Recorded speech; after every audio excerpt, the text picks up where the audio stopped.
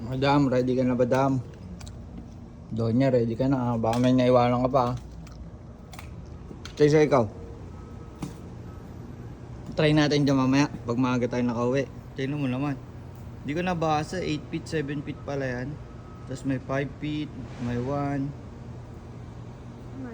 Ayun o. Kaya mo yan? No? No. Doon sa 8 saka 7. Tatalong ko, lulutang ka rin dyan. Lulutang ka din dyan. Tingin ko nga yung tsura mo. Nice, galing ha. Parang nasa mood ah. Ganyan nga yung Sea Orca eh. Ganyan, dyan nagsiswimming sa mga Sea Orca eh. Sa pupuntahan natin. Oo nga.